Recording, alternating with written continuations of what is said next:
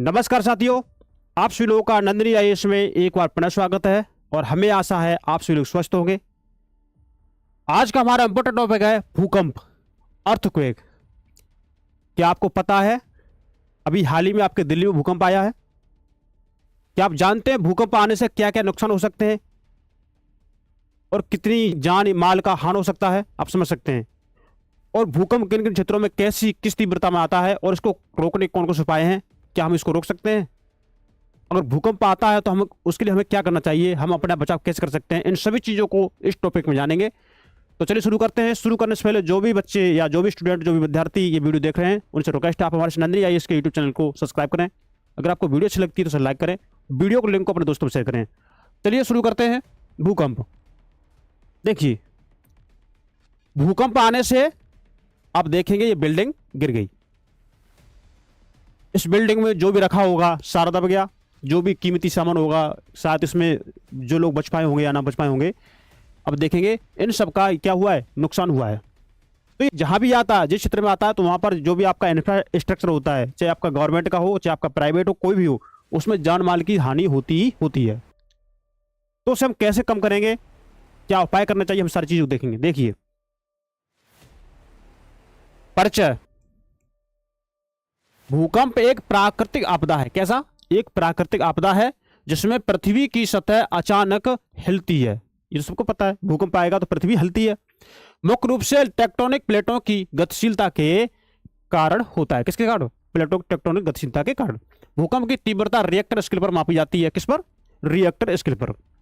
और इसका प्रभाव भूगर्भीय केंद्र, एपिसेंटर की गहराई, तीव्रता और अवधि पर निर्भर करता है। ठीक है। अब देखिए भूकंप के कारण क्या है। देखिए पहला कारण है टेक्टोनिक प्लेटों की गति। प्लेटों की गति से भूकंप आता है। देखिए जब प्लेटें आपस में टकराती हैं, जब प्लेटें आपस में टकराती हैं या एक दूसरे के समानांतर खिसकती हैं, यूं करके समानांतर खिसकती हैं, तो भूकंप आते हैं। उदाहरण, भारतीय प्लेट और यूरेशियन प्लेट की टक्कर से हिमालय क्षेत्र में भूकंप आता है। आपका दिल्ली क्षेत्र इसी क्षेत्र में आता है लगभग, है ना। तो इसलिए यहां पर भूकंप की तीव्रता अधिक मात्रा में देखी जाती है। भूकंप अधिक मात्रा में आते हैं यहां पर। ज्वालामुखी विस्फोट, वोल्केनिक अर्थक्वेक, है ना, इरप्शन। देखिए ज्वालामुखी विस्फोट, देखिए ज्वालामुखी विस्फोट के दौरान जब मैग्मा धरती की सतह तक पहुंचता है तो भूकंप आ सकते हैं। मतलब जैसे ही मैग्मा बाहर निकलती है, मैग्मा बाहर निकलेगी, मैग्मा बाहर निकलेगी तो क्या होगा? भूकंप आएगा वहां पर।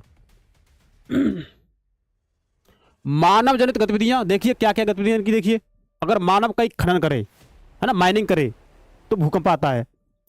विस्फोटों के उपयोग से कृत्रिम भूकंप उत्पन्न हो सकते हैं। जैसे कहीं विस्फोट होता है, देखेंगे मालूम पड़ता है कहीं बम फट गई। जैसे आपने कभी देखा है गाड़ी का टायर फट जाता तो ये लगता है वहां की जमीन हिल गई। तो वैसे अगर कोई विस्फोट होता ना तो उससे भूकंप आ जाते हैं।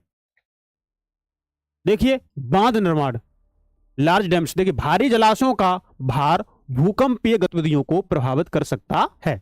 जो भी भूकंपीय गतिविधियां हैं, जैसे बड़े बड़े बांध बना दिए, वहां पानी इकट्ठा कर लिया, तो वो भाग कैसा हो गया? भारी हो गया, घनत्व देखो हो गया, भार देखो हो गया। तो क्या हो सकता है? ये भूकंप आ सकता है डिस्बैलेंस की वजह से।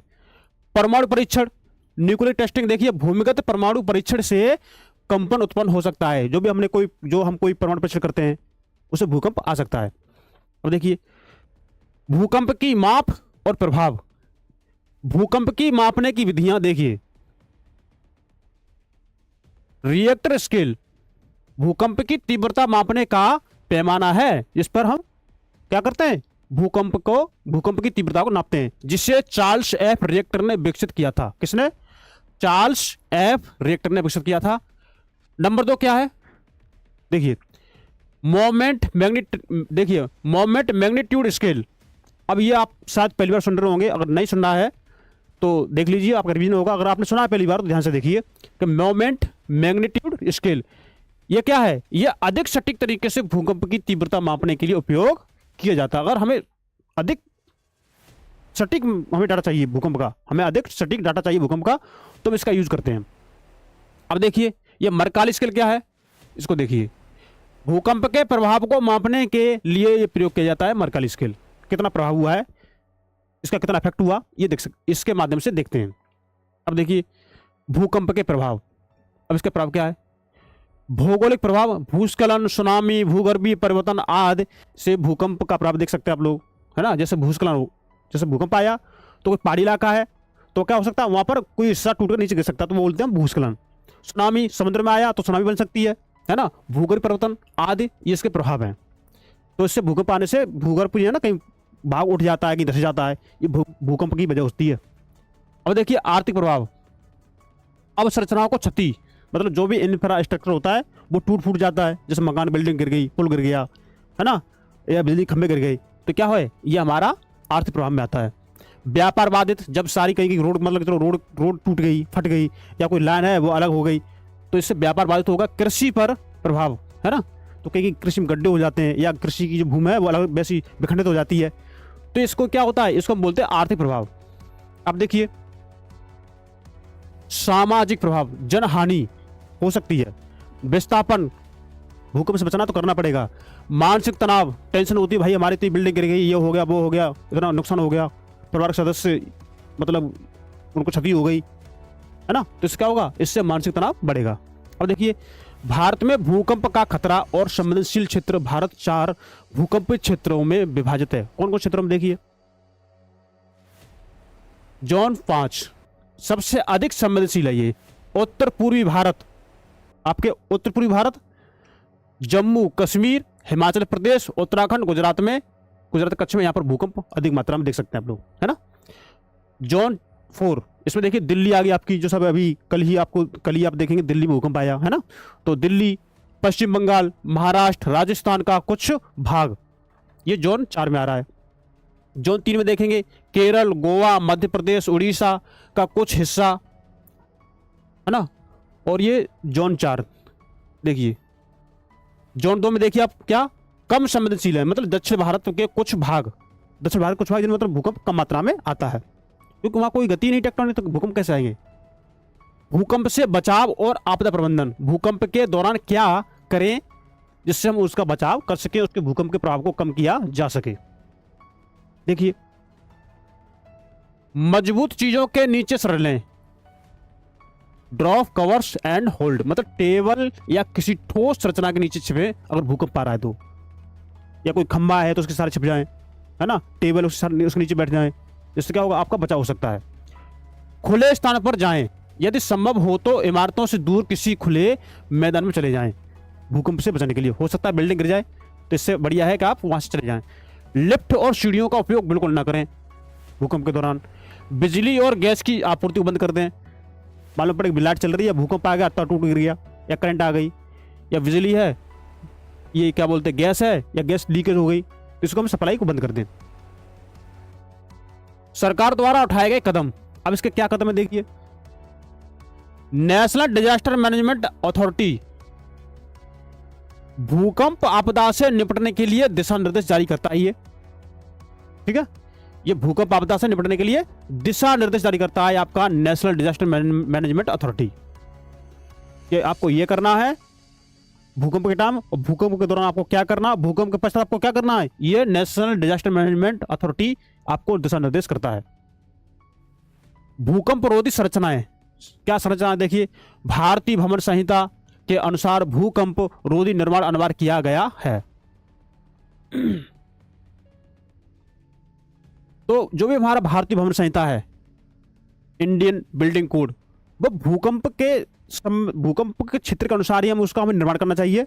ऐसा नहीं मतलब जैसा भूकंप आ रहा है आप वही बिल्डिंग वगैरह बना लें, कोई इंफ्रास्ट्रक्चर बना लें, ऐसा नहीं, उसके अनुसार करना चाहिए हमें, है ना। तो भारतीय भवन संहिता कोड के अनुसार भूकंप रोधी निर्माण अनिवार्य किया जाना चाहिए, जिससे भूकंप को बचाया जा सके, भूकंप से होने वाली हानि को बचाया जा सके। देखिए भूकंप पूर्वानुमान प्रणाली, देखिए भारतीय मौसम विज्ञान विभाग भूकंप की निगरानी करता है, क्या करता है, भारतीय मौसम विज्ञान विभाग है, ये भूकंप की निगरानी करता है। जन जागरूकता अभियान, भूकंप के दौरान सुरक्षा उपायों की जानकारी दी जाती है लोगों को, कि हमें इस तरह के हमें सुरक्षा उपाय करना चाहिए, भूकंप आया तो हमें टेबल के नीचे छिप जाना चाहिए, भूकंप आया तो हमें कहीं दूर चले जाना चाहिए, बिल्डिंग में नहीं रहना चाहिए, तार के नीचे नहीं रहना चाहिए, है ना, और भी चीजें। वैश्विक पहल और भारत की भागीदारी क्या है देखिए, है ना। सेंडाई फ्रेमवर्क 2015 से लेकर 2030 तक है, कितना, सेंडाई फ्रेमवर्क 2015 से लेकर के 2030 तक आपकी यूपीएससी में पूछा जा सकता है। देखिए ये क्या करता है, ये आपदा जोखिम न्यूनीकरण के लिए अंतर्राष्ट्रीय प्रयास है। जो भी आपदा आती है उसको कम करने के लिए क्या करते हैं, ये अंतर्राष्ट्रीय स्तर पर अपने अपने प्रयास करते हैं, अपना अपना ये सहयोग देते हैं। जैसे किसी देश में अगर कोई भूकंप आ गया, कोई और आपदा आ गई, तो उसको कम किया जाता है। इंटरनेशनल प्लेट टेक्टोनिक रिसर्च देखिए, वैज्ञानिक अध्ययन के लिए वैश्विक सहयोग, ये इसके तहत आता है। अब देखिए भारत जापान सहयोग। जापान भूकंप रोधी तकनीक में अग्रणी है, जिससे भारत सीख रहा है। मतलब जो जापान देश है, जापान में तो भाई साहब भूकंप आते ही रहते हैं, तो जापान से भारत सीख रहा है कि हमें किस तरह से अपने भारत में आने वाले भूकंपों को कम किया जा सके, या जहां भूकंप आ रहा है वहां से ऐसा क्या किया जाए जिससे लोगों की जान माल जो भी इंफ्रास्ट्रक्चर है उसकी हानि कम हो। तो ये सारी चीज़ किससे सीख रहा है, ये सारी चीज़ें भारत ये जापान से सीख रहा है। निष्कर्ष में आप देखेंगे भूकंप एक गंभीर प्राकृतिक आपदा है जिससे जान माल की हानि हो सकती है ना। भारत को भूकंप रोधी निर्माण जागरूकता अभियान और आपदा प्रबंधन को मजबूत करने की आवश्यकता है। क्या करना चाहिए, हमें आपदा प्रबंधन को मजबूत करना चाहिए। विज्ञान और प्रौद्योगिकी के माध्यम से भूकंप की पूर्व चेतावनी प्रणाली को विकसित करना, और किसकी, वैज्ञानिक प्रौद्योगिकी के माध्यम से सतर्कता बनाए रखना आवश्यक है कि आपदा से बचाव ही सबसे अच्छा उपाय है। तो यह रहा हमारा आज का टॉपिक। दोस्तों कैसे लगी आपको हमारी वीडियो, कमेंट बॉक्स में कमेंट करके बताएं। कोई सुधार करना हो तो बताइए आप लोग। और वीडियो अगर आपको अच्छी लगी हो तो आप हमारे वीडियो को लाइक करें, वीडियो को अपने दोस्तों में शेयर करें, और हमारे नंदिनी आईएएस के यूट्यूब चैनल को सब्सक्राइब करें, नंदिनी आईएएस यूट्यूब चैनल को सब्सक्राइब करें, और बने रहिए आप हमारे साथ डेली करंट अफेयर्स के नए नए टॉपिक के साथ, जो आपकी यूपीएससी प्रीलिम्स एग्जाम में, यूपीएससी मेंस एग्जाम में काफ़ी लाभदायक सिद्ध होंगे। तो आज के लिए इतना रखते हैं, मिलते हैं नेक्स्ट टॉपिक में। तब तक नमस्कार, थैंक यू, धन्यवाद।